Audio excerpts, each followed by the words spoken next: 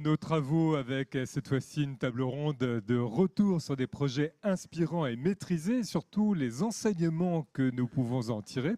Pourquoi des collectivités ont-elles choisi de construire avec des biosourcés? Cette table ronde est organisée en partenariat avec Bruded, le très efficace réseau de partage d'expériences entre collectivités et qui est toujours très inspirant et qui apporte beaucoup de lumière. Vous pouvez naturellement poser des questions par SMS comme tout à l'heure que nous reprendrons avec nos différentes intervenantes et intervenants. Je vous présente tout de suite les participantes et participants à cette table ronde. Morgane Madiot, vous êtes maire de Saint-Armel en Ille-et-Vilaine. Vous allez nous parler d'un projet d'extension et de rénovation de l'école.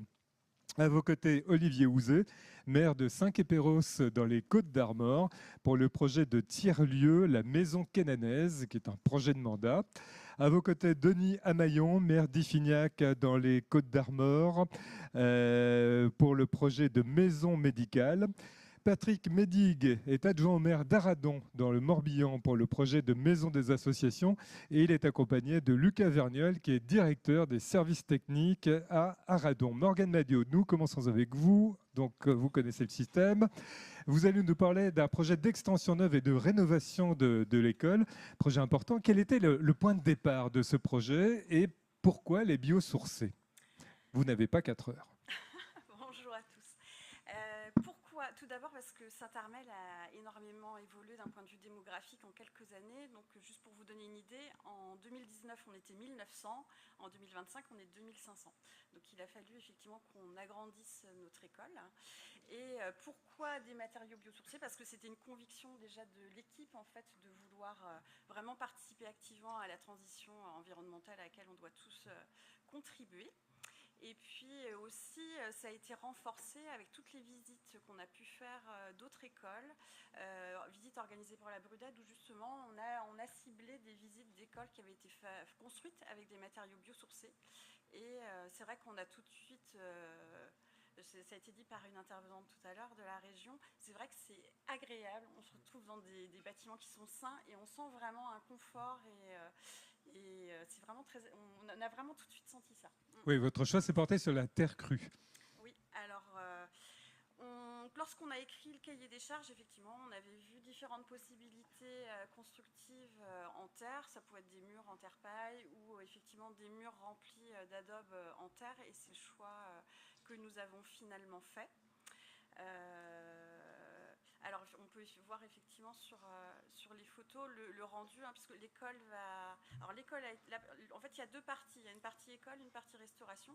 La partie école a été livrée en septembre et la partie restauration, elle sera livrée en janvier. Ces projets sont parfois présentés comme un peu complexes, et donc il faut quand même sécuriser toute l'opération. Comment vous êtes-vous organisé?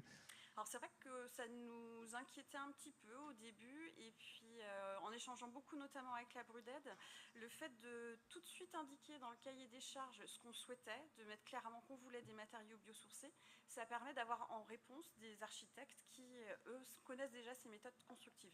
Et en fait, à partir de ce moment-là, finalement, il n'y a pas de problème parce que vous avez déjà dans votre sélection des personnes compétentes en la matière.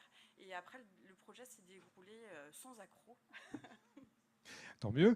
Il faut quand même partir de ce qui est en place, de l'existant, s'adapter. Comment ça s'est passé toute cette partie-là?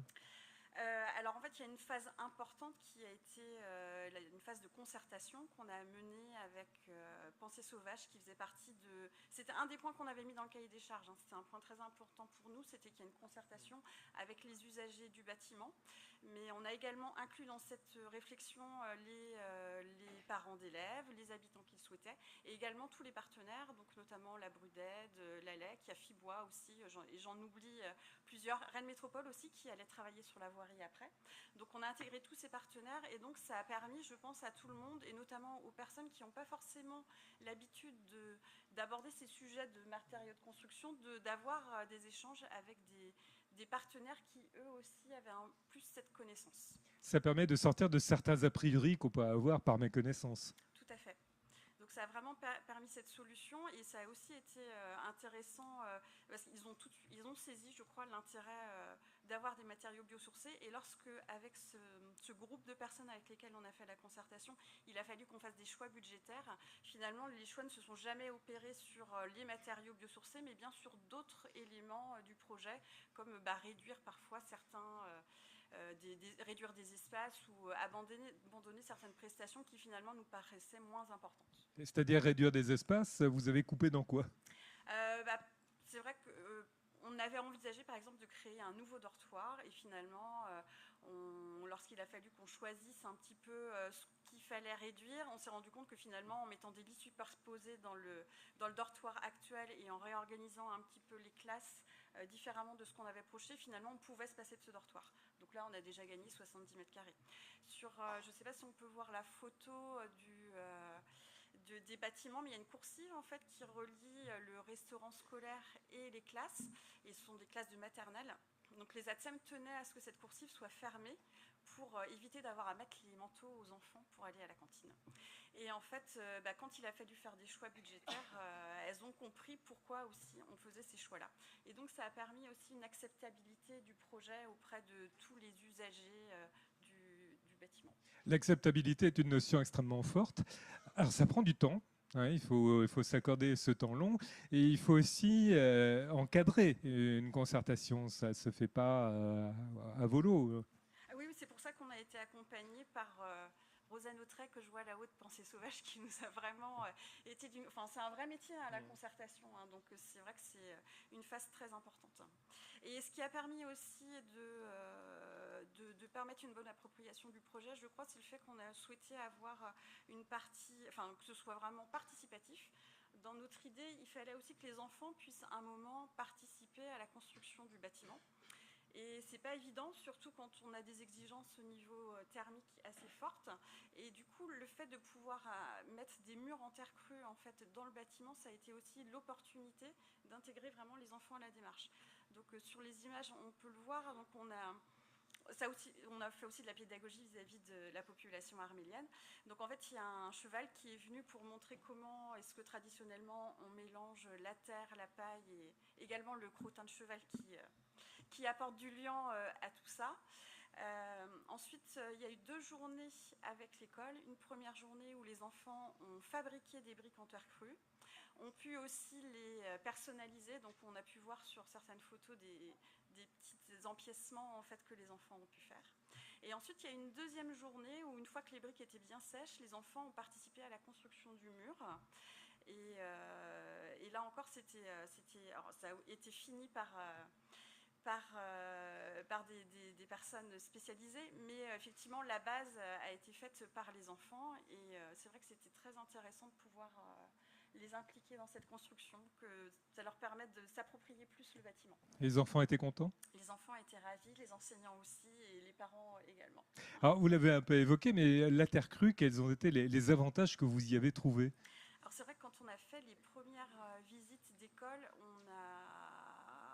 on nous l'a expliqué, mais on l'a senti, qu'effectivement, il y a des atouts d'un point de vue hygrométrique, d'un point de vue thermique et d'un point de vue acoustique. Et c'est vrai que quand vous rentrez dans un espace avec de la terre crue, vous sentez vraiment ça. Et c'est vrai qu'il y a un côté aussi extrêmement chaleureux avec cette matière qui est pas lisse et qui apporte quelque chose de très naturel au lieu. Et donc c'est vrai que ça crée une ambiance en fait qui est vraiment particulière et qui est agréable. Et c'est vrai que tous les usagers sont extrêmement contents en fait de la présence de ces murs. À propos d'ambiance, vous avez choisi de faire un chantier ouvert pour que tout le monde puisse regarder, assister. Alors la partie ouverte c'était avec le cheval et après c'était réservé aux enfants de l'école. Au niveau bureau d'études techniques et contrôle technique, c'est passé tout seul? Alors lorsqu'on a recruté le bureau de contrôle, on a fait attention à recruter des bureaux de contrôle qui connaissaient aussi les matériaux biosourcés. Et effectivement, dès lors que vous avez un contrôleur technique qui connaît ces matériaux, en fait, il n'y a aucun souci, il y a une harmonie qui se crée avec l'architecte et les entreprises. Et voilà, on n'a eu aucune difficulté après sur le chantier. C'est transposable ailleurs, j'imagine, dans d'autres communes? La terre crue? Ouais. Oui. Alors, en fait, Alors, Alors, juste peut-être pour raconter une petite anecdote sur le projet, c'est que le budget, lorsqu'on a eu les premières esquisses en fait, de l'architecte, le budget était un petit peu explosé, donc c'est pour ça qu'on a dû revoir un petit peu les surfaces, etc., et réagencer un petit peu le projet. Et on en a complètement oublié les matériaux biosourcés. Donc ça avait été marqué dans le cahier des charges, mais en fait on n'en a plus du tout parlé. Et alors que le projet était complètement ficelé, je suis revenue vers l'architecte en disant mais au secours, on a complètement oublié de préciser effectivement quel matériau on allait utiliser. Donc de base effectivement l'architecte avait bien compris puisque c'était marqué dans le cahier des charges qu'il fallait que ce soit des matériaux biosourcés. Donc était parti plutôt sur une ossature bois avec des isolants biosourcés. Mais c'est vrai que l'aspect terre avait été un peu oublié. Et en fait, on avait aussi envisagé potentiellement de faire des murs en terre et paille. Et en fait, ça demande une emprise au sol un peu plus large, ce qui était compliqué finalement de réintroduire à ce stade-là du projet, puisque l'emplacement en fait permettait pas forcément ça. Et donc on a raccroché un peu ces murs en terre crue, voilà, un petit peu, pas dans les dernières phases, mais en tout cas pas tout de suite. Et voilà, et ça s'est fait, et on est très content. Mais je pense que peut-être comme quelque chose à garder en tête, c'est que si vous avez une idée précise, très précise de ce que vous voulez, mettez-le dans le cahier des charges, et comme ça il n'y aura pas de difficulté après par la suite pour avoir exactement ce que vous souhaitez. Ouais, il faut anticiper. C'est-à-dire, si ça avait été dès le départ, paille et terre, ça n'aurait pas été un problème. Voilà, tout à fait. Et il faut se faire accompagner. Il faut se faire accompagner par des professionnels qui connaissent effectivement ces matériaux. Mais vraiment, à partir du moment où vous avez un architecte qui connaît l'usage de ces matériaux, comment les mettre en œuvre, que du coup, après, forcément, vous faites appel à des entreprises qui, elles également, connaissent ceci, ça pose aucune difficulté. Et aujourd'hui, tout le monde est content ? Aujourd'hui, tout le monde est content. Même les ATSEM ? Même les ATSEM. Eh bien, c'est parfait. Merci. Olivier Houzé à Saint-Quay-Perros. Alors, vous allez nous parler d'un véritable projet de mandat qui est celui de la maison cananaise. De quoi s'agit-il ? La maison, le mot Kénané, en fait, hein, c'est le nom des habitants de Saint-Quay-Perros. Saint-Quay-Perros, c'est une toute petite commune. On est 1500 habitants. On se dit village à l'entrée de Perros-Guirec. C'est un projet, en effet, de mandat, puisqu'en fait, c'est en plein cœur de bourg. On a un cœur de bourg en vallée creuse avec une coulée verte, etc. Et donc, il y avait à cet endroit-là une école désaffectée depuis 25 ans avec tout ce qu'il faut dedans, l'amiante, le plomb, l'insalubrité, etc., etc. Donc c'était une vraie verrue. Et nous, on avait dans notre projet de créer un tiers-lieu. Et autant aujourd'hui on parle de matériaux biosourcés, que je suis désolé pour le public, mais nous, ça n'est qu'un des éléments, c'était pas l'élément fondamental, ça en était un en tout cas, mais il y avait le côté participatif, c'est-à-dire demander aux habitants de créer le projet. Il y avait tout ce qui était filière locale, voilà. Donc en Bretagne on aurait pu faire du granit et puis faire local. Et puis il y avait toutes les clauses sociales d'insertion, etc. Et évidemment le côté biosourcé. Donc on a travaillé avec un plan guide. Enfin voilà, il y a toute une démarche qui se fait en amont pour éviter de mettre ce qu'on appelle un ovni au milieu de la ville et d'avoir un projet qui n'est pas intégré dans le projet. Donc il s'intègre dans un parc avec une place, avec tout un domaine. Et puis les habitants sont arrivés avec un certain nombre de besoins. Et en fait, la solution, c'était le tiers-lieu. Donc le tiers-lieu, maintenant je pense que tout le monde sait à peu près à quoi ça correspond. En gros, c'est un endroit où on peut faire tout, mais pas n'importe quoi, des activités professionnelles, des activités associatives, des activités individuelles, en gros groupe ou en petits collectifs, avec un accès relativement organisé, mais ouvert. Et donc, en fait, dans ce bâtiment, c'est moi qui ai la main maintenant ? Voilà. Dans ce bâtiment, on a en effet le tiers-lieu, qui est en fait un grand café associatif, si on peut résumer la chose, dans lequel il se passe plein de choses, hein, des cafés poussettes, des choses comme ça. On a un Repair Café, donc c'était un peu aussi une demande des habitants, et c'est dans la logique de l'économie circulaire, du recyclage, etc. Moi, j'ai pas la main, si, comme ça. Le gros bouton. Non, Non, Ça dépend des c'est pas grave. télécommandes. C'est pas la bonne télécommande. Un espace de coworking, parce qu'en fait, on est dans une zone où on a un plateau technique de la, on va dire, la Trégortech de Lannion qui nécessite un espace. Et c'est aussi intégré sur un projet d'habitat avec à Montléger. Et donc, en réduisant l'habitat, bah, il faut donner des espaces de travail en télétravail, etc.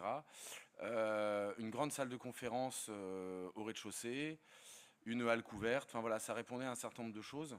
Donc on voit un peu les diapos qui défilent là. Voilà, une halle couverte pour y intégrer un marché local et bio aussi. Enfin, on est dans une démarche vraiment globale.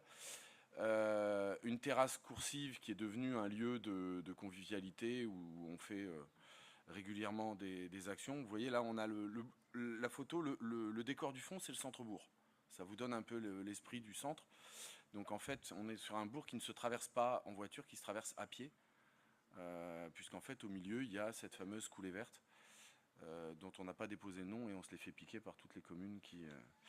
C'était voilà. vous! Et autour de ça, et là moi j'y tiens particulièrement, une place perméable, donc qui est relativement petite mais qui peut accueillir un marché et qui, qui est fait dans un matériau, alors qui lui n'est pas biosourcé puisqu'on est dans du gravier collé, mais qui est une réelle éponge et qui est un vrai démonstrateur de ce qu'on peut faire dans le côté perméable de la place. J'en discutais avec les gens avec qui je faisais une pause nicotine dans le patio, tout bétonné.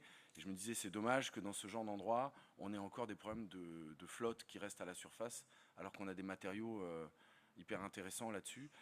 Et tout autour de ça, un parc.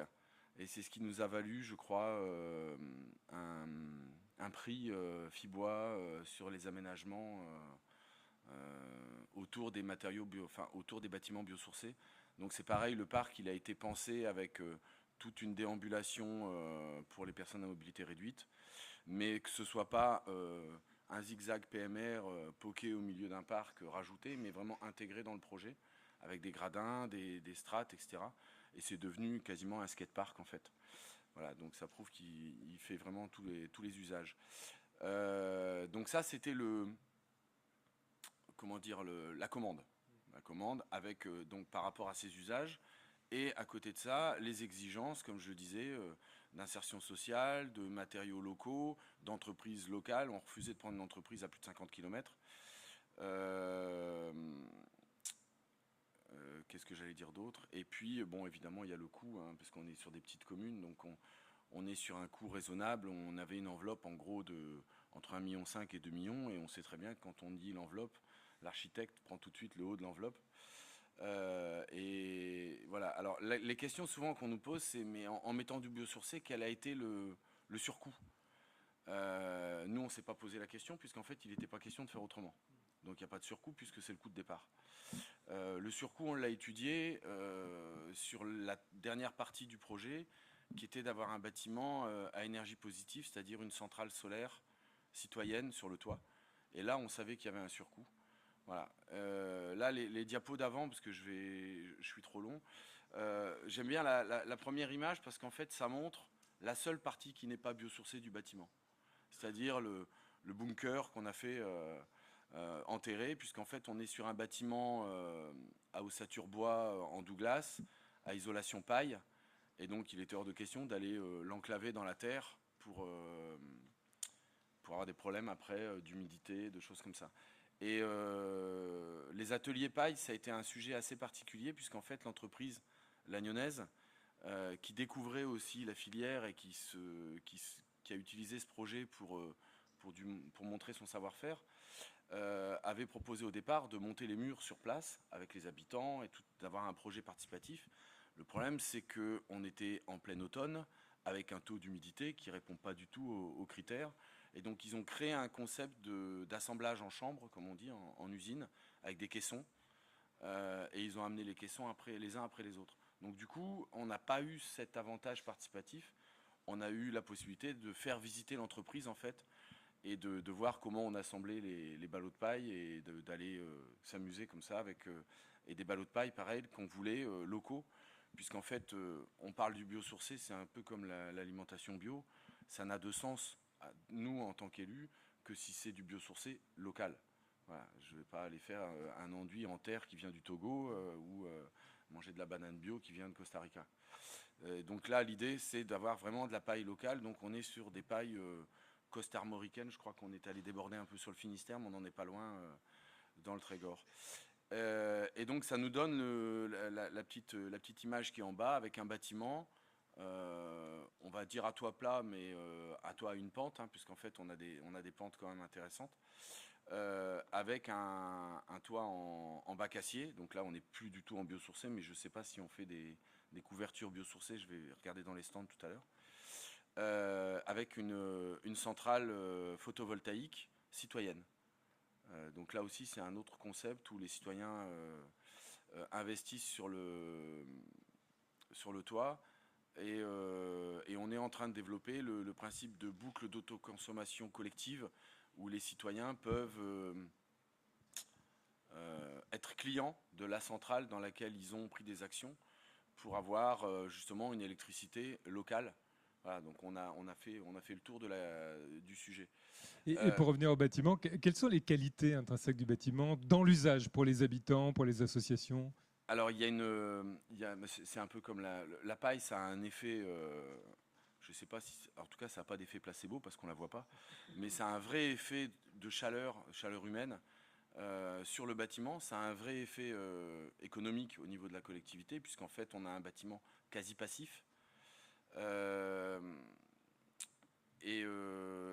Voilà, il y a un effet chaleur humaine qui se ressent, ne serait-ce parce qu'on est dans un bâtiment avec des matériaux sains et biosourcés. En plus de cela, sur la photo là, qui est après, on a donc une salle en bas, et l'architecte a pensé aussi le bâtiment, voilà, cette photo-là. Donc ça, c'est une grande salle qui fait 95 mètres carrés, salle de conférence. Je l'ai pris volontairement vide pour vous montrer un peu. L'idée, c'est pas seulement d'aller dans du biosourcé, mais d'être dans du bioclimatique. C'est-à-dire les grandes baies vitrées que vous voyez sont orientées, qui sont en hauteur, sont des baies vitrées qui font 2 mètres par 2 mètres, qui sont plein sud, et on a un sol en masse pour faire de l'inertie, donc en béton pour faire une inertie de masse. Donc vous voyez, il y a un petit radiateur dans le coin, ça c'est une obligation. Parce qu'en fait, on est en ERP et on est obligé de mettre une VMC et des grille-pains pour avoir les droits d'ouvrir, et puis après on les débranche, puisque de toute façon ils ne servent à rien. Et puis on a toutes les baies vitrées au sol, mais qui sont côté nord, en triple vitrage, etc. Pour avoir vraiment Et là, la salle, elle a 1 an de fonctionnement, on la chauffe pas en fait. D'ailleurs, les gens y croient pas en fait. Ils vont vérifier le radiateur si vraiment il chauffe pas, et je montre les fils qui sont débranchés. Donc il y a un vrai effet économique, mais aussi de bien-être à l'intérieur de ce genre de pièces, quoi. Et quels sont les effets sur la vie du bourg, sur son attractivité? Alors, en tant que matériau, j'ai envie de dire, on aurait conçu un tiers-lieu en béton ou en granit, ça aurait donné le même effet. C'est le côté tiers-lieu qui est important. Nous, au niveau de l'histoire de la commune, c'est une commune qui est coincée entre 2 grandes villes, Lannion et Perros-Guirec, qui n'a pas de centre-bourg. Il y a un bar.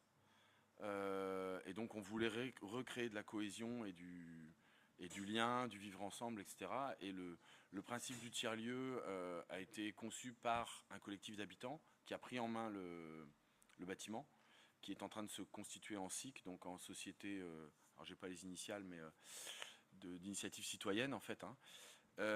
Et donc il y a tout un collectif là-dessus qui s'est créé. Dans le monde dans lequel on est aujourd'hui, dans nos petits bourgs, on a du mal à trouver des bénévoles dans les associations. Bon, là, il y a 25 bénévoles, ça tourne, le café est ouvert 3 fois par semaine. Il y a des activités, je disais, pour les jeunes, pour les anciens, pour les mamans, voilà. Et donc, du coup, ça recrée un tissu associatif. Les gens se disent, bon, ben, là, j'ai un club échec qui ouvre demain, ils n'ont pas envie de monter une association. Je leur dis, ben, il y a ce tiers-lieu, vous venez, vous êtes accueillis. Et donc, c'est un incubateur d'initiatives. Et accueilli dans un bâtiment agréable en plus. Et dans un bâtiment agréable. Ce qui compte. Et comme disent les habitants, avec les sous de la commune, donc avec nos impôts. Alors, si vous deviez donner des points d'attention à des élus qui s'intéressent au sujet, qui ne savent pas vraiment par où commencer, est-ce qu'il y a des idées qui vous viennent spontanément?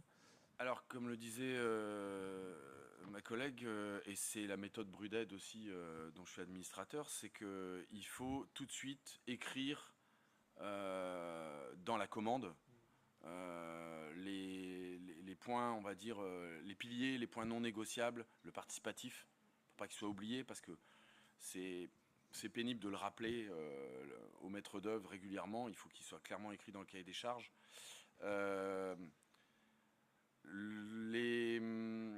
Bon, après, c'est ma conviction personnelle, mais politique aussi. J'ai envie de dire, on n'a plus le droit de créer un bâtiment lorsqu'on n'y a pas intégré l'éventualité d'aller mettre du panneau solaire sur le toit. Ça me paraît une évidence. Alors, on n'a peut-être pas les moyens tout de suite de le faire, mais il faut l'intégrer dans le cahier des charges du départ. C'est trop complexe après d'aller repenser une charpente, repenser un bac acier, juste parce qu'on n'a pas pensé au départ de mettre des panneaux solaires. C'est 2% de surcoût, donc c'est dérisoire. Vous allez me dire 2% de 2 millions, ça fait quand même quelques euros. Mais c'est intéressant de le penser dès le départ, parce qu'après, il n'y a plus qu'à déclencher le sujet, même si c'est 5 ans, 10 ans après, ça se fait facilement. Donc il y a ces sujets-là où il faut y penser dès le départ, et trouver l'architecte, et nous ça a été le cas, qui pense usage. Et donc moi ça fait partie de mes... On travaille là-dessus dans l'association justement Territoire et Habitat Vivant. On parle souvent du maître d'ouvrage, du maître d'œuvre, et il faudrait intégrer le maître d'usage. Voilà. Les usagers comme faisant partie du projet. Et tous les bons architectes pensent à ça, mais quelquefois on est sur des commandes publiques où on pense budget, matériaux, et on ne pense pas usage, quoi. Voilà. Et c'est vraiment pour moi le point de départ. Alors après ces deux réalisations, nous allons nous intéresser à un chantier en cours avec la commune d'Arradon, avec Patrick Médigue et Luc Vergnol, pour un projet de maison des associations. Quel était le point de départ pour lancer cette maison des associations en biosourcé? Merci, bonjour à toutes et à tous. Merci pour votre invitation déjà. Alors le départ, c'était vraiment le projet de mandat. En 2018, il y a eu ce qu'on appelle un SDI, un schéma directeur immobilier qui a été fait sur la commune. Et ça a mis en évidence au niveau de nos différents bâtiments, donc de la vétusté, des bâtiments qui étaient un peu dispersés. Alors je parle des locaux associatifs d'activité, et puis surtout très énergivores. Et donc ça ne répondait plus du tout aux attentes de notre secteur associatif, qui est très important, puisqu'on a à peu près 70 associations sur la commune, et dont une bonne cinquantaine qui sont vraiment actives, qui ont besoin de locaux, qui sont présents tous les jours, etc. Et donc ça, c'était très important pour nous, donc de pouvoir trouver des nouvelles surfaces, bien sûr en ayant des matériaux qui sont environnementaux, etc. Et tout ça en associant, et je suis d'accord avec vous, c'est très important, il faut associer les usagers, les dirigeants des associations, et c'est ce qu'on a fait depuis tout à fait dès le début, avec, pareil, je confirme ce que vous dites, avec un cahier des charges. C'est très important, il faut bien mettre les bases au départ, pour bien vraiment préciser ce que l'on souhaite. Et nous, on avait dit, voilà, on veut du biosourcé, on veut quelque chose, un bâtiment qui a des performances environnementales très affirmées, limiter donc l'impact carbone. On voulait aussi que économiquement, dans le futur, le fonctionnement soit optimalisé. La mutualisation, pour nous, c'était important. Les associations, on n'a pas une salle personnelle pour telle activité, on mutualise tout. Et ça, c'est important. Et donc, on a travaillé vraiment avec les associations. Alors, on a eu, pour démarrer un cahier des charges, on a donc cherché donc une assistance à maîtrise d'œuvre. Et on a été, si vous voulez, un peu pluridisciplinaire.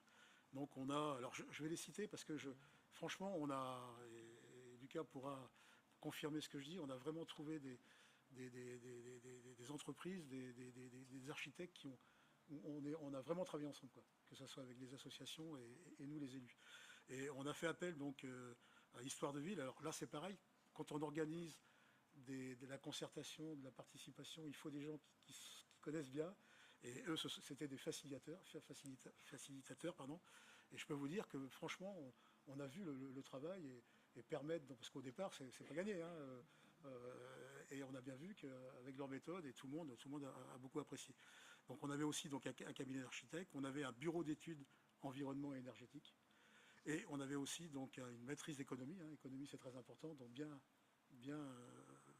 mettre des barrières au niveau du budget, et puis bien sûr des juristes. Et tout ça, donc on a été aussi accompagné, et ça c'est important, au niveau de GMVA. Alors GMVA, c'est Golfe du Morbihan, Vanaglo, hein, c'est l'agglomération où on est, et donc qui a un service de conseil en énergie, et aussi on s'est associé avec F2B. Voilà.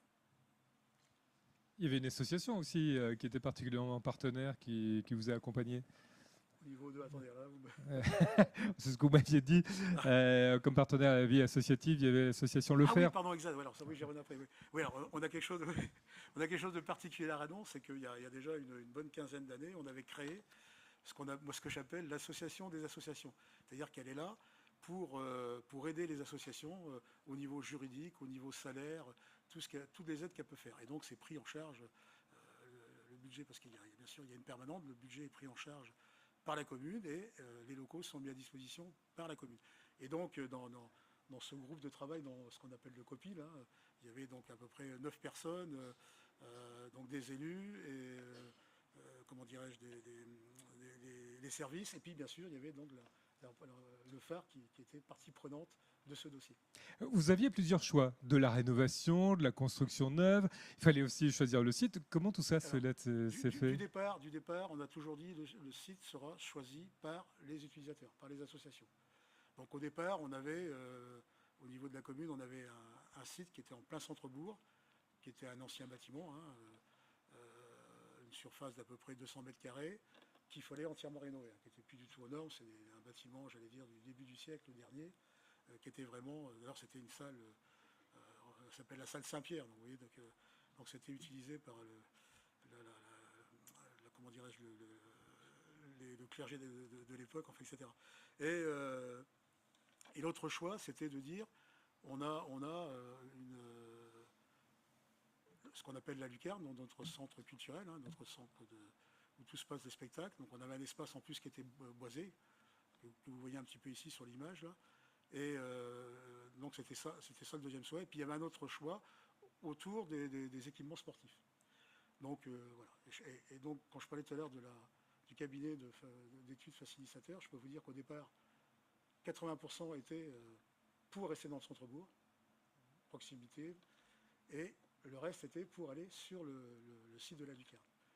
Et au deuxième ou troisième atelier, quand il y a eu le vote final, ça a été inversé, donc les 90% sont passés de l'autre côté, et tout le monde a souhaité cet espace que vous voyez là, hein, qui est magnifique, puisqu'on est dans un endroit boisé. Et ce qui était important, c'était ça, c'était la complicité avec la lucarne, la salle de spectacle, et puis donc une facilité pour se garer, pour s'accompagner, puisqu'il y a des chemins qui arrivent là, hein, à partir du bourg, et des différents quartiers qui existent sur la commune d'Aradon. Quels sont les matériaux biosourcés qui ont été utilisés pour ce projet? Il y a plusieurs matériaux biosourcés, donc la terre, hein, que vous voyez ici, donc avec des briques. Alors, en plus, la terre qu'on a trouvée sur la commune d'Aradon, hein, à proximité, à 1 km du site, et il y avait un chantier qui était en place, donc on a récupéré la terre qui a été stockée, puisqu'on est en cours de construction, donc ça fait 1 an que la terre avait été stockée, donc qui sert à faire les briques et tout l'entourage de la maison des associations, parce que tout l'entourage, tout le bas est en terre. Alors je confirme, hein, c'est fait avec de la paille. Alors chez nous, c'est pas fait avec du crottin de cheval, c'est fait avec les bousses de vache d'Aradon. Hein. Mais bon, mais ça marche pareil, hein, c'est très bien. Hein. Donc vous voyez tout le bas, voilà, tout le bas qui est fait donc avec ce matériau, donc terre. Derrière, donc bien sûr, paille, la ouate, enfin, etc. Tous les matériaux biosourcés.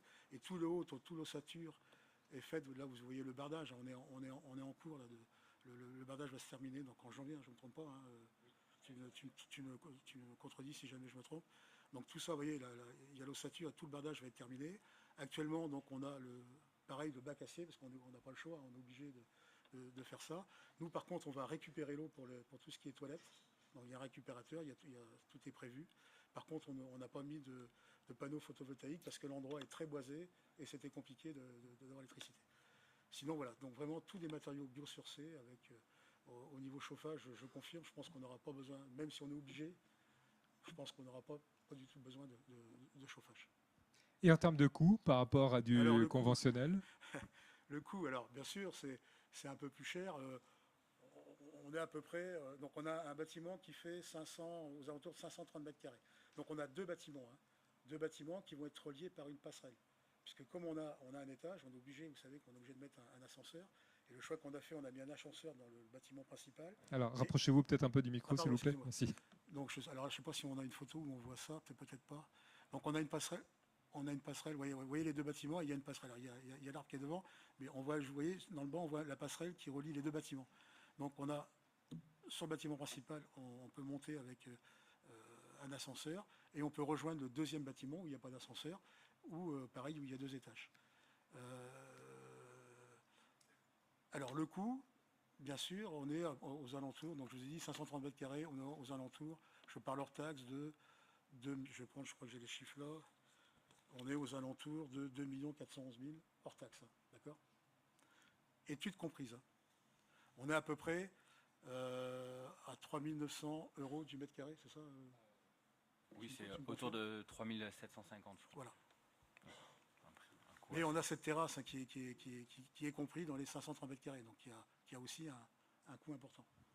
Mais le coût d'usage sera différent par rapport à celui d'un bâtiment conventionnel. Bien sûr, l'économie va se faire quand on va rentrer dans cette maison des associations, normalement en septembre 2026. Je pense que là, on va voir les économies d'énergie que l'on va faire au niveau de tout ce qui est chauffage, etc. Quels sont les points d'attention que vous avez notés qui pourraient être utiles à d'autres porteurs de projets, d'autres collectivités? Comme je l'ai dit tout à l'heure, il faut vraiment un cahier des charges au départ, bien mettre ce que vous souhaitez, ce que souhaitent les associations, les utilisateurs du bâtiment. Ça, c'est très important. Et après, donc, s'entourer de cabinets qui sont performants. Nous, on a la chance d'avoir un cabinet d'architectes hein, qui suit, là, qui a fait tous les plans, etc. En plus de proximité, leur siège était à Radon, donc ça aussi c'est important. On travaille vraiment ensemble et on voit, nous élus, on est très contents de ce cabinet d'architectes. Je pourrais vous donner le nom si vous voulez, hein, mais j'ai rien du tout, j'ai pas d'action chez eux, mais franchement, tu peux le confirmer. On se voit à peu près toutes les semaines, on a un rendez-vous de chantier et vraiment on travaille ensemble. C'est vraiment une équipe on est vraiment très satisfait. On a hâte de rentrer dans les locaux. Oui, il faut savoir prendre le temps. Hein, ça, c'est important. Bon, et vous avez hâte, j'imagine que les associations aussi, grattent à la porte du chantier. Les associations ont hâte, je peux vous dire qu'ils me demandent alors moi, c'est bon, je pourrais y aller, je peux avoir les créneaux. Alors en sachant que au niveau surface, on augmente la surface qu'on avait avant des anciens bâtiments hein, qui sont vraiment vétustes. On a donc 3 salles d'activité. Une salle, alors je vous disais tout à l'heure, à peu près de 120 mètres carrés, hein, un peu comme vous, avec bien sûr des moyens techniques d'aujourd'hui. Hein, on ne parle plus de crans qu'on tire, hein, c'est vraiment des télévisions, enfin, etc. On va essayer de mettre des choses du moment. On a 2 autres salles d'activité dans le petit bâtiment. Une salle d'activité en bas dédiée à tout ce qui est activité manuelle, hein, bricolage, peinture, art floral, enfin tout ce qui est avec un revêtement spécial au sol. Au-dessus, une salle d'activité où on peut faire plein de choses aussi. Hein. Les deux salles, la grande salle et la salle du dessus, tout ça, ça sera un parquet, hein, puisque tout ça c'est fait en parquet au niveau du sol. Et puis, ce qu'on manquait aussi, c'était parce que les associations ont besoin de salles de réunion. Et on voyait bien que c'était compliqué parce qu'ils utilisaient les mêmes salles qu'on avait avant. Et là, on a 2 salles supplémentaires, une salle qui peut accueillir 25 personnes et une autre qui peut accueillir entre 10 et 15 personnes. Donc ça va être très utile aussi. Et puis, donc, on va avoir les deux bureaux, le bureau du phare, qui va être là, permanent, et le bureau de la vie associative. Donc vraiment à proximité des utilisateurs dans la journée, etc. Et ça, c'est très important. Et je pense qu'il va être très apprécié. Nous allons retourner dans les Côtes d'Armor, alors cette fois à Iffignac avec son maire Denis Amaillon, pour une maison médicale. Alors, ce qui est d'autant plus intéressant, c'est que cette maison médicale, ce n'était pas votre idée au départ, hein, quand vous êtes lancé dans la campagne municipale. Alors, juste... Merci. Merci. Bonjour à toutes et à tous.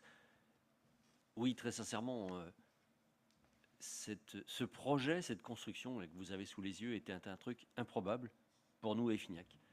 On est parti, moi j'étais déjà élu avant, adjoint, me proposant avec l'équipe d'assurer la relève. Et il y a 6 ans, à pareille époque, on a fait de nombreux ateliers participatifs avec la population. On a rencontré environ 250 personnes, des jeunes aux plus aînés, commerçants, bref, associations, un peu les forces vives du territoire. personne ne nous a parlé de la nécessité d'un besoin de surveillance, en tous les cas d'attention sur la question des médecins. Il faut savoir qu'à Effignac, nous avions 2 cabinets séparés, 4 médecins d'un côté et 2 de l'autre. Ils travaillaient chacun médecins libéraux. Et c'est vrai que élus, je me souviens en décembre, donc personne ne nous avait signalé ça. Nos concurrents avaient dans leur programme l'idée de faire un centre de santé, une maison médicale. Comment avait-il pêché cette réflexion? Je ne le savais pas. En clair, il n'y avait pas de pénurie de médecins. Et puis, au mois de décembre, quelques mois après notre arrivée, tout le monde se souvient, le Covid, etc. Élection en mars, mais élu en mai. Et en décembre, je reçois un courrier signé des 6 médecins qui me disent « Monsieur le maire, va peut-être falloir faire quelque chose parce qu'on est 4 à partir en retraite dans les 4-5 ans qui viennent. » Et là, je me suis dit « Waouh, ils sont déjà, non pas aussi âgés, mais enfin bref, ils pensent aussi à ça. » Et sachant que mon médecin, moi, n'est pas parmi ces gens-là, eh bien, j'étais à l'extérieur, donc je n'avais pas de contact direct avec eux. Et on reçoit ça le 15 ou 20 décembre. Dès le 15 janvier, il y avait une première réunion avec les 6 médecins pour qu'ils nous exposent leurs contraintes, leurs difficultés. Et ils nous disent, on est tous entre 58 et 62. Il y en a 2 de... Parlez des années. Hein. Pardon, oui, en âge.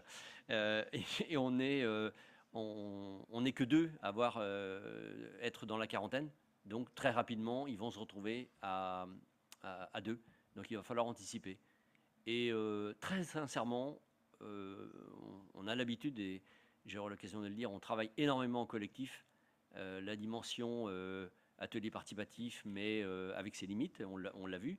La concertation, l'intelligence collective, franchement, c'est pas un 20 mots, c'est pratiqué pour tous les projets. Et alors là, vous avez mis les moyens, hein, parce qu'en termes de démarche participative, que ce soit sur le nombre de réunions, sur la durée, sur l'engagement des différentes parties prenantes, vous y êtes allé à fond. Voilà, mais comme il fallait. Sincèrement, il ne faut pas faire les choses à moitié. On a constitué un groupe de travail, 25 personnes, les 6 médecins. On est allé chercher quelques infirmiers parce qu'ils étaient dans la chose médicale, mais on savait qu'ils n'auraient pas intégré. On se disait qu'ils n'auraient pas intégré et ça a été confirmé. Quelques kinés. On est allé chercher des citoyens. Vous le disiez tout à l'heure. On avait en permanence 6 citoyens avec nous. 4 élus de la minorité et 6 élus de la majo. Ça fait environ 25 personnes. Je disais, toujours 2-3 absents pour des tas de raisons. Donc on a travaillé. On a fait 18 réunions en 18 mois. Réunion de 2 heures. Chaque réunion était productive de concertation, de progression dans la construction du projet. Le cahier des charges a été travaillé à 25. L'attente des médecins, bien évidemment, mais aussi des citoyens, mais aussi des patients. Bref, on a fait un truc.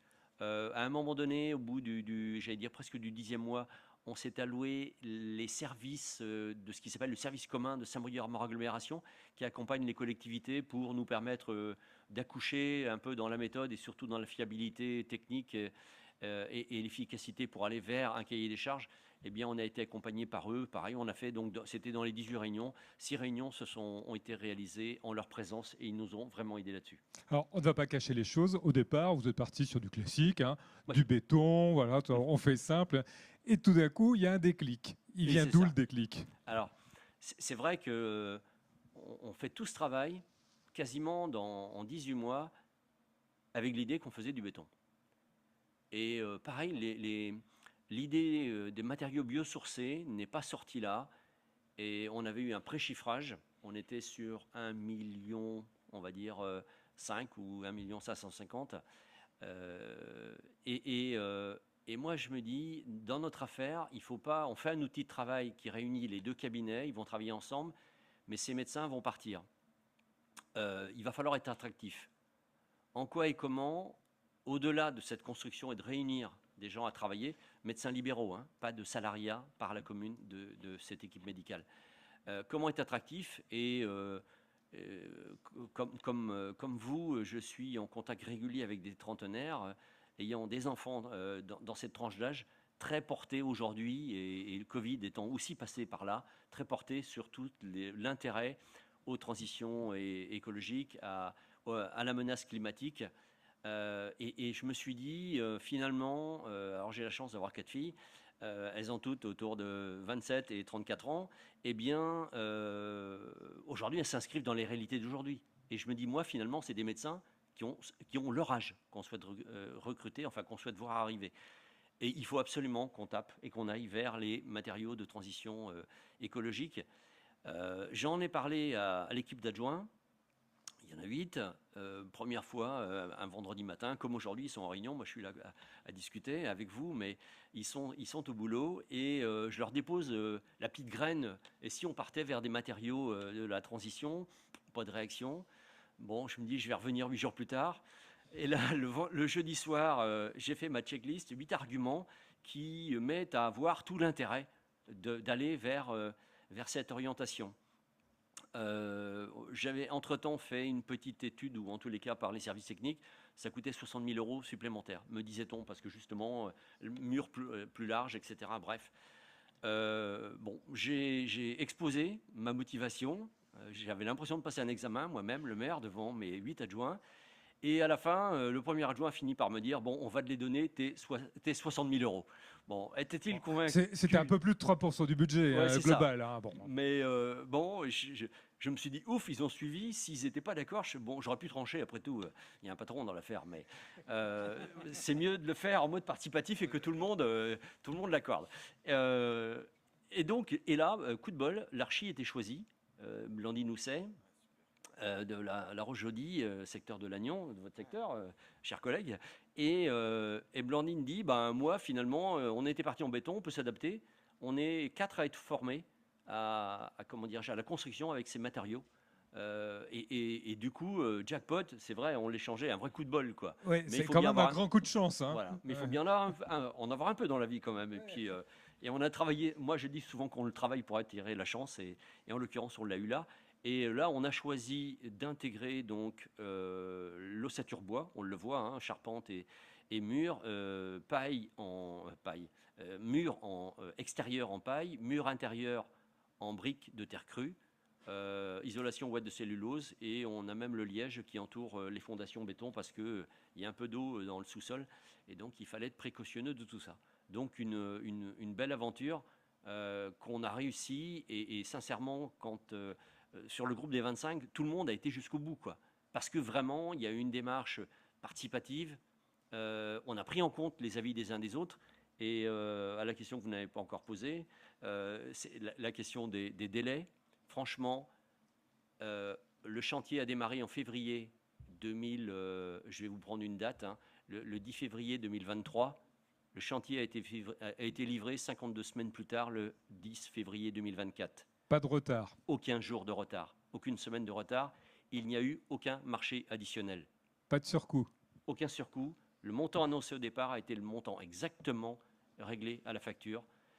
Le résultat d'un travail pertinent, je dirais d'intelligence collective, où on a pris 18 mois. Certains disent que vous perdez du temps à faire des réunions. Quand elles sont efficaces et quand on va capter, on branche des neurones de tout le monde, je veux dire, à 25, rien n'échappe, quoi. Même celui qui dit un truc qu'il le veut absolument, mais qui est une connerie, et que quand on est dans un petit bocal à 3-4, il finit par avoir de l'influence, se le prend en compte. Quand on est à 25, eh ben, ça se neutralise, ça se temporise, ça se transforme. Enfin, chacun, voilà, c'est comme l'argile de terre crue. Tout est modelé. Et au bout du bout, franchement, on est arrivé à un truc, vous avez des images là, absolument génial. En termes de coût, ça a coûté donc 1,6 million. Mais nous, on a l'habitude de travailler, et on est une commune moyenne, mais on a quelques moyens d'ingénierie et des gens qui savent très très bien travailler ça. En réalité, nous avons obtenu de différentes manières 900 000 € de subvention. Le net pour la commune, c'est 700 000. Avoir un bâtiment comme ça, c'est absolument génial. Aujourd'hui, les médecins, bien sûr, s'y plaisent. Hein. L'idée, c'était, et on l'avait aussi, moi, je veux dire, en arrière-pensée, c'était de se dire, il y a la question de l'attractivité, mais aussi la question de matériaux sains, tant pour les gens qui y travaillent que pour les gens qui arrivent malades ou qui ont besoin de revoir leur médecin. c'était aussi la santé de la planète, la santé humaine. Enfin, il y avait du sens et de la cohérence aussi à ce niveau-là. Et ça a motivé aussi tout le monde de se dire, aller travailler et aller voir des médecins dans un tel lieu, c'est extrêmement intéressant. Et justement, le retour des utilisateurs, que ce soit les médecins ou les patients, ils en disent quoi? On a fait une réunion d'évaluation il y a un mois. Au bout de 18 mois d'occupation, alors, voilà, on a fait 8 médecins. Quand il y a 8 médecins, juste parenthèse, on était quand le dossier abouti, les 6 médecins sont arrivés là. L'un est parti en retraite, ils sont tous arrivés au 1er avril ou 2. L'un est parti en retraite le 31 décembre 2024 et le 2 janvier, 3 jeunes médecins trentenaires arrivaient. Aujourd'hui, donc on était 6, 5 pendant 48 heures et aujourd'hui, il y a 8 médecins pour 5000 habitants. Franchement, bref, ça. Et c'est la qualité du bâtiment qui a été une des raisons. Ça a été une des raisons, tout à fait. Les trentenaires ont tapé dedans, quoi. Il y a eu des visites, il y a eu des rencontres. Entre eux, ils ont parlé aussi. Ça a été. Alors, ce sont tous des libéraux, mais bien sûr aussi dans les pratiques médicales d'aujourd'hui qui évoluent, il y a aussi la notion de proximité et la notion d'échange avec son confrère sur tel ou tel type de maladie, de patient, etc. Et c'est vrai que là, on leur a fait dans le cahier des charges, ils avaient demandé, par exemple, je pense à globalement 18-20 mètres carrés, un cabinet médical. Ils nous ont dit, ouais, mais on sort là où on est encore presque dans le Covid, distanciation entre les gens, y compris les familles, etc. Il nous faudrait du 25 mètres carrés. On a dit, OK, 25 mètres carrés. Il nous faudrait une salle d'urgence. On leur a dit, OK, une salle d'urgence. Je vous prie de croire que la salle d'urgence, elle ne sert pas. Mais ça fait rien, elle fait partie du package. Ça permet d'accueillir des stagiaires médecins aujourd'hui. L'infirmière Azalée, ça permet aussi qu'elle soit présente à cet endroit-là. Et sur le retour qu'ils nous ont fait là, il y a un mois, c'est-à-dire voilà, extra pour eux, on parlait tout à l'heure de conditions de travail pour nos personnels. Là, c'est le personnel médical, médecin, encore une fois. C'est extrêmement important pour eux, pour les salariés qui y sont, je pense notamment avec leurs secrétaires. Et puis pour les patients, c'est pareil. Cette notion d'apaisement, cette notion de bien se sentir. Alors ça paraît subjectif, mais franchement tout le monde le dit. Alors soit c'est une grande manipulation mentale qui leur arrive dès qu'ils franchissent le pas, mais j'y crois pas. Et souvent elle est visitée maintenant aussi, je pense, par des étudiants en architecture et autres. C'est vrai qu'il y a l'hygrométrie, la chaleur naturelle, la lumière qui joue pour la luminosité, mais aussi pour la chaleur à l'intérieur du bâtiment. On leur avait prévu des charges toutes comprises de 140 € par mois. Là, première année, on a rendu de l'argent aux médecins. Le coût d'exploitation de la maison médicale ne coûte pas ce qu'on avait estimé. Nous, aujourd'hui, on encaisse 4 000 € de loyer. Ça ne nous coûte pas ça à la banque. Franchement, pour un peu, on fait de l'argent avec ce qui a été construit et produit. L'idée, c'était donc d'attirer des médecins. Objectif pleinement réussi. Mais pas que, il y a aussi d'autres professionnels de santé qui sont arrivés. Alors, il y a une orthophoniste qui, moi j'avais tenu à ce qu'on fasse aussi de la pub. Dans l'idée, c'était se dire, je pense aux matériaux biosourcés et qui s'inscrivent dans la transition écologique, en quoi nous, les collectivités, les élus, on peut aussi être exemplaires. En tous les cas, on peut mettre à voir que des choses sont possibles. Sur notre territoire de proximité, peu de maisons sont construites en bois ou paille ou terre. Eh bien, je me dis, si nous, la collectivité, on peut contribuer à ça et rendre crédible aussi par un visu et un visuel que les gens vont constater de leurs propres yeux, ça semble être intéressant. Et donc, j'avais tenu à ce qu'on fasse une pose de la première botte de paille, ce qui a été fait. On a fait les élus, on a fait le truc comme il fallait. Il y avait au moins 50 personnes qui étaient présentes sur site. La presse en a parlé et il y a une jeune orthophoniste qui travaillait à 40 bornes de là, voit ça, elle dit, pareil, trentenaire, elle dit c'est là que je veux travailler. Je vais déménager et je vais venir là. Elle est venue, elle nous a dit, tous les 15 jours, elle venait voir l'évolution du chantier. Et 3 mois avant la fin, elle a pris contact avec la mairie en disant je veux y être, quoi. Elle dit bah oui, mais nous, c'est prévu que pour des médecins. Et puis surtout, c'est ce qu'on avait négocié, l'engagement qu'on avait avec les médecins eux-mêmes. Et on avait pris aussi qu'il ne pouvait venir d'autres médecins sans l'accord des médecins déjà présents du collectif. Et donc, il a fallu, entre guillemets, négocier, vendre l'idée aux médecins d'accueillir quelqu'un d'autre, un professionnel qui ne soit pas médecin. Elle a fait un courrier, c'était déjà pas mal.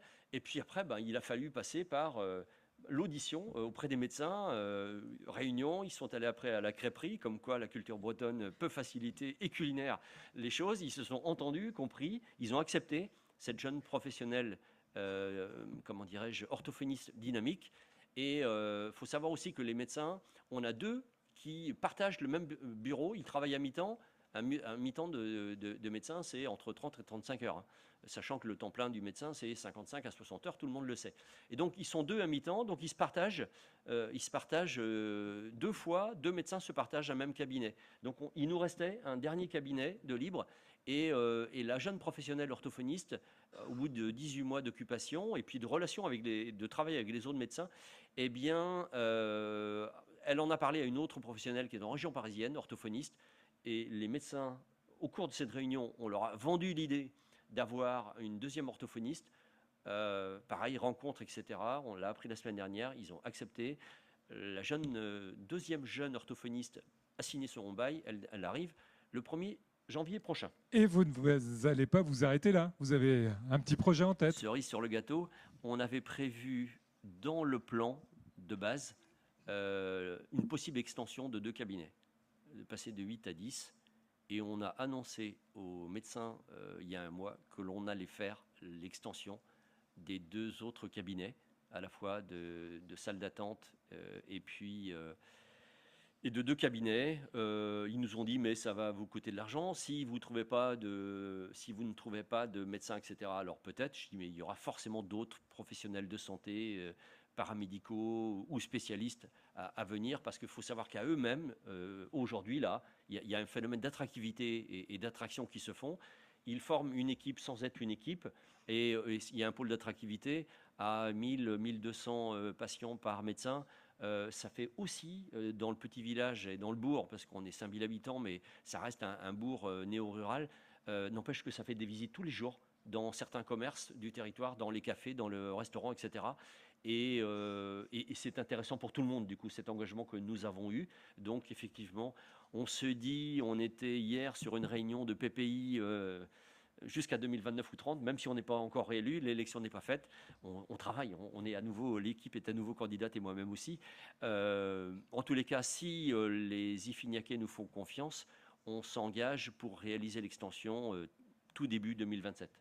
Un des mots-clés de la réussite, c'est la concertation. Absolument. Et franchement, il n'y a pas que ce projet-là. On a d'autres gros projets structurants déjà mis en œuvre. Je vous prie de croire que c'est la valeur ajoutée, la force des équipes et des citoyens, c'est de les associer, c'est de les combiner. C'est pas toujours facile à faire parce qu'il y a toujours des particularités humaines. Hein. Mais arriver à le faire et inscrire ça comme même une pratique, enfin faire partie de l'ADN, de l'animation de la vie municipale et citoyenne, c'est vraiment un plus. En tous les cas, moi, je suis piqué à ça depuis toute ma carrière. J'ai travaillé que comme ça et je me dis, enfin, moi, quand je suis devenu maire, j'étais dans des fonctions de direction générale de structure ou d'entreprise importante. On ne travaillait qu'en mode participatif et intelligence collective. J'ai fait la même chose, aucun effort, hein, la même chose avec les citoyens, les associations, les entreprises du territoire, etc. Et ça marche super. Aucun effort, il y en a pour qui ce serait un gros effort, Ouais. y compris dans le travail avec Mais l'opposition. c'est la rigueur quand même, Ouais. hein, c'est la rigueur. Hein. Ouais, y compris avec l'opposition qui, de fait, n'est plus une opposition mais une minorité.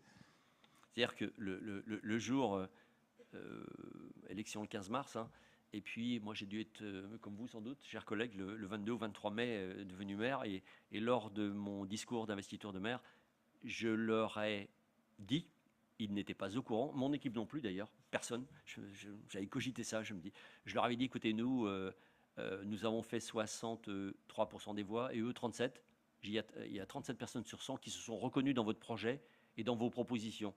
Je leur ai dit, je vous propose que l'on prenne chaque année un de vos projets et qu'on le fasse ensemble. Le premier projet, ça a été la maison médicale. Eux, ils l'avaient, nous, on ne l'avait pas.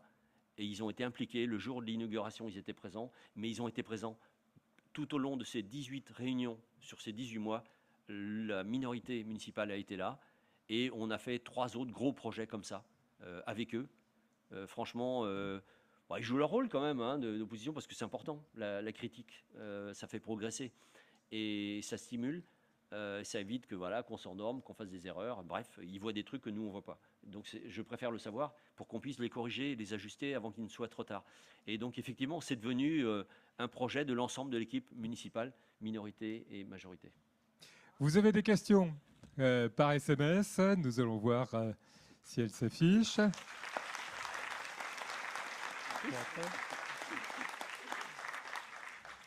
Alors, y a-t-il des questions SMS? Alors, venant de Green Management School, comment les acteurs de la filière bâtiment conventionnel entrevoient ces matériaux biosourcés? Comment est-ce accueilli? Ça, c'est une bonne question. Denis Ameillon, peut-être? Bon, on vous souffle quelque chose? Moi, on s'est inscrit dans ces dynamiques-là. Après, chacun a fait son métier dans le processus de concertation, de marché public. Il était clair que dans le cahier des charges, c'était ça. Après, tous les autres qui construisaient, par exemple, en béton, etc., moi, j'ai jamais eu de relais. Enfin, j'en connais parce qu'il y en a sur notre territoire, mais personne n'est venu nous voir en nous disant pourquoi, au titre des matériaux traditionnels, on n'a pas été retenu. Franchement, je pense que le projet a emballé tout le monde, y compris ceux qui s'inscrivent dans un artisanat ou des métiers plus traditionnels. En tous les cas, c'était une première. Si tout était comme ça, sans doute certaines entreprises devraient faire des conversions si elles le souhaitent. Mais en l'occurrence, on n'a pas été chahuté par personne. Hein. Et encore une fois, on a de grosses entreprises artisanales de grosses œuvres. J'ai pas eu ces retours-là. Tout le monde a pensé. Moi, les 2 premières années de mandat, les gens me disaient la panique, c'est-à-dire, monsieur le maire, vous me trouvez un médecin. Il y avait des tas de gens qui n'avaient pas de médecin sur le territoire. Et ça a été la préoccupation majeure. Aujourd'hui, c'est fini. On ne m'en parle plus, bien sûr. Depuis 2 ans et demi, c'est terminé. Merci. Alors, autre question. Existe-t-il à Nanua une cartographie des collectivités bretonnes qui s'engagent dans ce type de démarche qui relie habitat biosourcé, cohésion sociale, voire transition énergétique? Je peux répondre, j'ai un mot-clé, ça s'appelle Bruded. Je vends le Bruded, je sais que ma directrice est dans la salle. En fait, Bruded, c'est 300 collectivités bretonnes des 5 départements avec la Loire-Atlantique qui ont justement ces valeurs-là chevillées au corps. Et donc, quand on se réunit en conseil d'administration, d'ailleurs, on sera chez toi la semaine prochaine en conseil d'administration, vous voyez, on a justement ces valeurs-là et ces piliers fondateurs. Et donc, sur le site Bruded, il y a la liste de toutes les collectivités. Et moi, je dis souvent cet exemple-là parce que c'est mon premier mandat et donc on a adhéré à Bruded dès le départ. Au début du mandat, j'ai eu un porteur de projet qui est venu dans ma commune pour me proposer de développer l'habitat léger et à condition que ce soit en lien avec un tiers-lieu. Le gars, je ne le connais pas. Hein.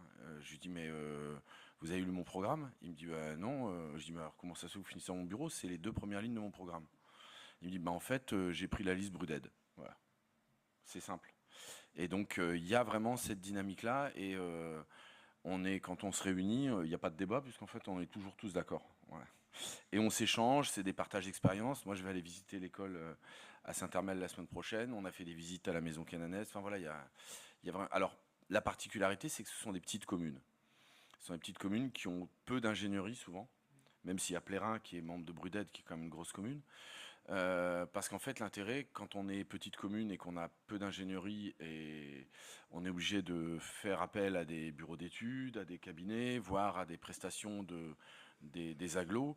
Là, avec Bruded, on partage nos expériences. Et donc, quand quelqu'un dit j'ai besoin de faire une maison en paille, en terre, j'ai besoin d'installer une yourte dans ma cour d'école, on appelle nos chargés de mission et ils nous trouvent celui qui a fait, quoi. Donc on réinvente rien, on partage.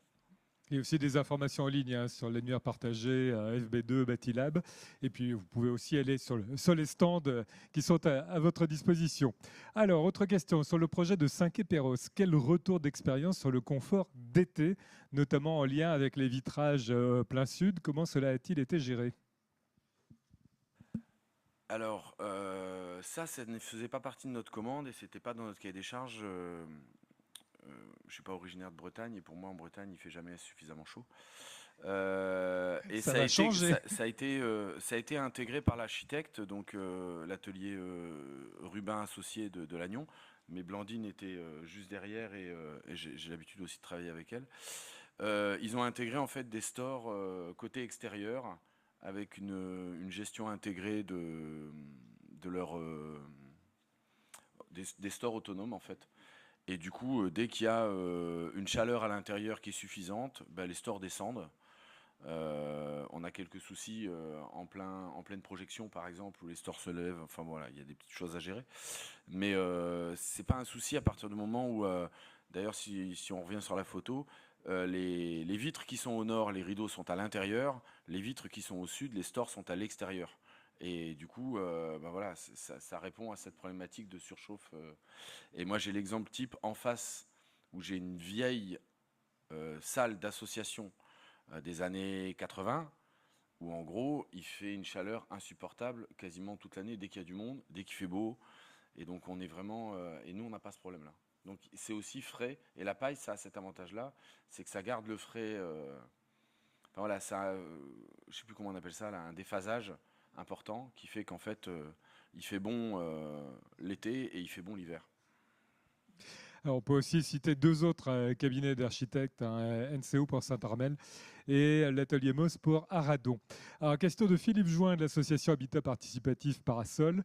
Quel est le surcoût réel de l'utilisation des matériaux biosourcés en fonction de leur niveau d'incorporation dans la construction? Vous n'avez pas réponse à tout non plus. Allez-y. Alors, appuyez sur le bouton. Merci. Nous, il y avait un delta de 60 000 euros. Et delta qu'on a mené jusqu'au bout.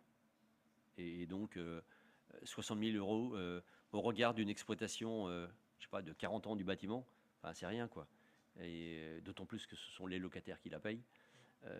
Et que eux-mêmes, en termes de consommation d'énergie, c'est presque... On a équipé la maison médicale d'une pompe à chaleur qui n'a quasiment pas tourné de l'hiver.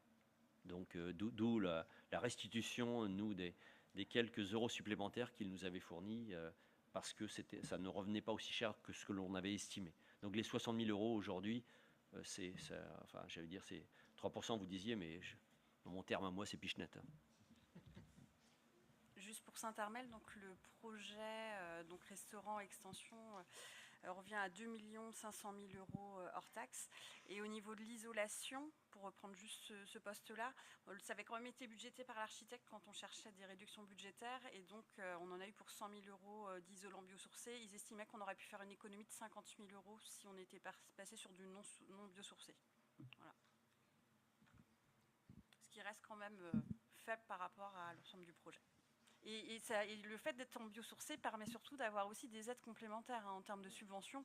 Donc l'un dans l'autre, je pense qu'on gagne plus en fait en subventions et en réduction de taux d'emprunt aussi auprès des banques qui maintenant tiennent compte aussi de ces éléments-là pour proposer des taux plus avantageux pour les emprunts. Et pour Aradon? J'ajouterais juste une chose sur les isolants. Ce sont des filières qui sont en train de se développer. Donc c'est vrai qu'il y a un surcoût actuellement, mais ce sont des surcoûts qui vont être amenés à diminuer. Il n'y a pas de raison que des bottes de paille coûtent plus cher que du polyuréthane. Donc voilà, il faut aussi un peu soutenir la filière. Moi, j'avais des ordres sur les isolants, j'avais plutôt des ordres de 10 à 20% en surcoût.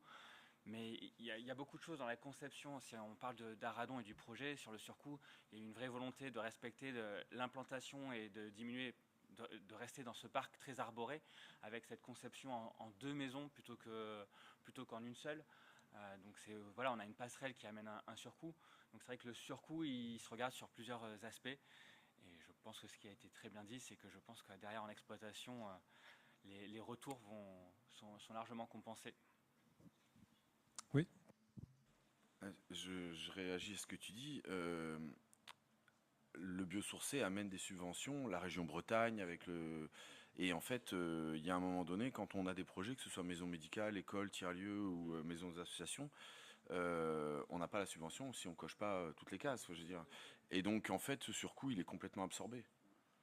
Même l'État, maintenant, sur la dotation d'État, regarde ces critères-là, quoi. La gestion de l'eau, enfin, toutes ces choses-là amènent un surcoût à la construction.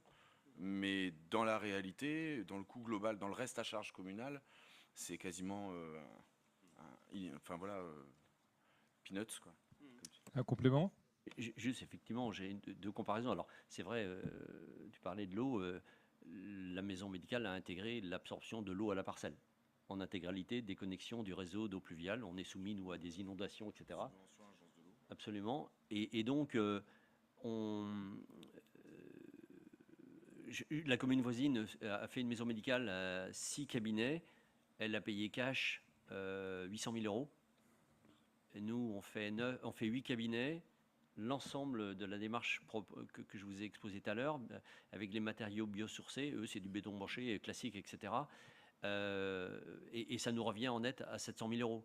Et on a 2 cabinets supplémentaires, une salle d'urgence et un espace convivial et réunion dans cette maison médicale. Donc effectivement, on est gagnant-gagnant et à procéder de cette manière-là. Et ça coûte plus cher, mais on a été largement aidé. Et Bien Vivre en Bretagne nous a aidés. Enfin, l'agence de l'eau a aidé. Enfin, toutes les parties prenantes, parce qu'on cochait les cases, notamment en matière de transition éco, et a été favorable. Donc à nous, on a dépensé beaucoup, mais on a été pas sur-aidés, mais aidés largement, ce qui fait que l'engagement net de la commune a été moindre, et notre engagement à être dans la transition a été récompensé. Et je trouve ça extrêmement aussi intéressant dans le cadre d'une démarche citoyenne, en termes de communication, mais aussi en termes de volonté, et je le dis, et d'approche politique que nous, les élus, on peut porter pour nos habitants du territoire, pour montrer que c'est crédible, c'est recevable et que ça marche bien. Autre question SMS? Oui, Alors, je me permets juste de compléter le propos sur la notion de surcoût. Il y a un effet de seuil à un moment donné, c'est-à-dire que, alors vous avez très bien posé les choses, il y a 2 choses qui sont nécessaires pour bien maîtriser les coûts, c'est les données d'entrée, c'est-à-dire poser les choses dès le départ. Et dans tous les exemples qu'on a vus de projets, malgré des contraintes techniques sur votre projet avec des niveaux semi-enterrés et quand même un sujet VRD qui ne devait pas être neutre, la rigueur constructive et la rigueur dans le dessin, et ça se ressent. Et il y a des effets de seuil. Alors la stat que je vais vous donner, elle n'engage que moi, mais il y a un effet de seuil à partir duquel, aux alentours des 800 000 m², on n'a plus de notion de surcoût. Et c'est important de le dire parce que ce soit des projets publics, des projets privés, des projets de bailleurs, on est souvent sur des échelles qui peuvent dépasser ces 1000 m² là. Par rapport à des coûts de construction, on va dire de bâtiments RE 2020, on y arrive. On y arrive, et c'est important de le rappeler. Tout ce que vous dites est parfaitement juste sur la notion de coût global, et c'est super, mais il faut aussi souligner qu'on peut atteindre des coûts de construction qui sont tout à fait raisonnables et dans les ABAC, à arriver à un certain seuil. Merci de cette précision. Autre question SMS de M. Cohn, qui est chargé d'études chez Espacil, concernant le projet de tiers-lieu. Dans ce projet, la maîtrise d'ouvrage a-t-elle eu connaissance de la provenance du bois Douglas qui en compose la structure? Pour répondre à la demande grandissante de projets biosourcés, que penser des champs de résineux qui se développent de plus en plus dans les territoires forestiers français au détriment des feuillus et avec des conséquences en déséquilibre écologique, coupe rase, acidité des sols, entre autres choses? Alors, j'entends la problématique du résineux en France, et je partage ce point de vue. D'un autre côté, on ne m'a pas proposé de feuillus qui avaient les mêmes caractéristiques que le Douglas. Voilà, l'avantage du Douglas, je pense que M. Connet la connaît, et sans faire jeu de mots. J'ai souvenir que c'est du Douglas qui vient de l'Est de la France, du côté du Jura ou des choses comme ça, je crois. Mais je ne me suis pas vraiment posé la question, parce qu'en fait, moi, à partir du moment, excusez-moi, je suis assez... à partir du moment où ça sortait du Trégor, donc de l'ouest de la Bretagne, c'était plus local, quoi. Voilà. Fallait pas que ça vienne de l'autre bout du monde, mais en gros... voilà. Donc on s'est vraiment posé la question sur la paille, mais pas sur le bois. Et par contre, on a tout un aménagement en granit. Là, il était hors de question d'avoir du granit chinois. Voilà, c'était du granit breton, mais il n'est pas rose. Et ça, on me le reproche. Ça peut se comprendre. Alors, question qui porte à la fois pour Cinquet et pour Fibois, président de la salle, non? C'était celle-là. Ok, d'accord, parfait, merci. Y a-t-il une autre question? Pas d'autres questions SMS. Eh bien, nous allons accueillir Laurence Cesbron et Louane Clugery qui nous rejoignent. Restez donc avec nous pour parler de ressources utiles, puisque toutes et tous, vous avez envie de bien faire. Maintenant, il faut aussi quelques outils. Et bien justement, ce sont ces outils qui vont nous être présentés avec Laurence Cesbron de Reseco. Il y aura aussi Louane Clugery de Rennes Métropole ensuite. Laurence Cesbron, c'est à vous pour la boîte à outils biosourcée. Bonjour à tous, merci de m'accueillir. Donc moi je suis Laurence Cesbron de Reseco. Reseco, pour faire court, est un réseau sur 3 régions, Bretagne, Pays de la Loire et Centre-Val de Loire, sur l'achat durable, l'achat public durable. On aide les entités publiques à se mettre en conformité et à faire de l'achat durable. Donc en tout cas déjà merci parce que vos projets sont, enfin moi je les trouve chouettes, voilà, inspirants, chouettes, je trouve ça super. Et en fait, comme l'a dit Madame Le Béchec ce matin, moi je parle beaucoup de preuve par l'exemple. Et en fait, voilà, c'est en voyant ce que font les autres et en voyant ces beaux projets qu'on a envie d'y aller. Mais il faut aussi parfois des outils. Et en fait, moi, je vais vous présenter aujourd'hui la boîte à outils biosourcée. Alors, voilà. Donc, petit problème technique. Voilà. Alors, voilà, on a dit, il y a de l'inspiration, mais il faut des outils. Donc, la boîte à outils biosourcée, ça bloque. Voilà. C'est une boîte à outils qui a été co-créée avec plusieurs acteurs, dont Fibois, enfin le collectif biosourcé des Pays de la Loire et FB2, et soutenu par l'ADEME et d'autres acteurs, ils sont là. Et en fait, l'idée, c'est d'aider les entités publiques, les maîtres d'ouvrage, à intégrer des matériaux biosourcés dans leurs projets.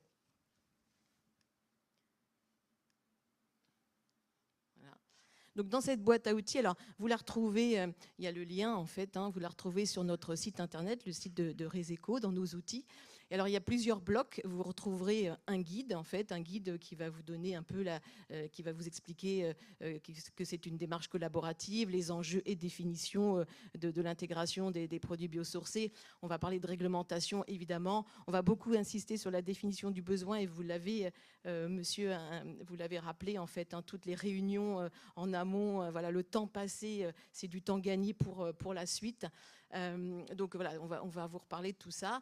Vous aurez un logigramme, donc on va revenir là-dessus, c'est le plus important, et puis un guide avec plusieurs ressources, les filières, il va être mis à jour incessamment. Voilà, donc toutes les ressources, les ressources du territoire, toutes les structures en capacité de vous accompagner les maîtres d'ouvrage par filière. Et enfin, donc, ce guide méthodologique, en fait, je vous invite vraiment à aller le voir. Il y avait il y a 2 jours une formation ambassadeur biosourcé et je suis intervenue et je demandais aux participants en animation d'aller voir, en fait, d'aller prendre leur téléphone et d'aller voir cet outil et de noter un petit peu quelques mots-clés, quelques éléments saillants. Donc voilà, on reprend en fait 8 étapes clés, avant toute chose, la programmation et la faisabilité, marché d'assistance à maîtrise d'ouvrage, marché de contrôle technique de la construction, les marchés de maîtrise d'œuvre, l'étude de conception, les marchés de travaux et suivi des travaux. Et à chaque étape, alors je vais passer, à chaque étape, vous aurez donc, vous retrouverez des recommandations générales, voilà, des points de vigilance, et puis des exemples de clauses. Et les exemples de clauses, on les retrouve également dans un autre outil qui s'appelle la clause verte. Voilà. Donc on retrouvera l'importance de l'acculturation, de travailler en amont, de demander des références ou un maître d'ouvrage, comme vous l'avez aussi dit, l'importance d'avoir des maîtres d'ouvrage qui connaissent les biosourcés, enfin qui connaissent ces sujets-là. Voilà. Ah ben non, ça c'est pas moi. Pardon. Voilà, j'arrive pas à revenir en arrière. Donc en fait voilà, j'avais 4 minutes, je pense que j'ai peut-être été même plus courte, mais l'idée c'était vraiment de faire connaître cette boîte à outils biosourcés et surtout de faire un appel si des entités publiques l'auraient utilisé ou si c'est le cas dans les prochaines semaines ou prochains mois, on aimerait bien avoir un retour d'expérience justement pour montrer un petit peu quelles étapes ont été clés, quels éléments les plus importants, etc. Donc voilà, donc n'hésitez pas à aller voir cette boîte à outils et à revenir vers FB2 ou Reseco pour la suite. Ressources en ligne disponibles sur le site de Reseco, reseco.fr. Loane Clougerie pour Rennes Métropole pour les fiches d'information biosourcées proposées par la métropole rennaise. Bonjour, du coup, moi, on m'a donné 1 minute pour vous parler de notre outil, le guide avant d'aller manger. Donc, pour vous parler des 2 outils, les guides Construire et rénover bas carbone ainsi que les fiches matériaux. Donc, 2 outils qui ont été développés à la mission Nouvelle Fabrique de la ville de Rennes Métropole avec la collaboration de FB2 et des filières adhérentes. Donc, le guide Construire et rénover bas carbone, en fait, ça répondait au besoin d'avoir un outil pour donner une information claire et accessible sur les enjeux, les intérêts, le cadre réglementaire de la construction bas carbone, à donner à voir des retours d'expérience, des illustrations d'opérations existantes et des ressources, et ensuite emmener vers des ressources, des outils et des acteurs pour continuer vers ces projets. De base, c'était donc plutôt pour les professionnels de la construction, mais finalement, c'est aussi une ressource qui s'adresse aux collectivités et aussi aux habitants qui ont des projets. Et du coup, on a décliné plus récemment en fiches matériaux, donc qui viennent compléter le guide Construire et rénover bas carbone. Donc sur 8 matériaux, bois d'œuvre, paille, terre crue, chanvre, ouate de cellulose, chaume, algues et textiles recyclés. Donc, qui se présentent sous la forme de 8 fiches qui peuvent être utilisées pour avoir en fait des ressources sur les différentes pratiques, les possibilités et qui ramènent vers les contacts filières et vers des ressources pour aller plus loin.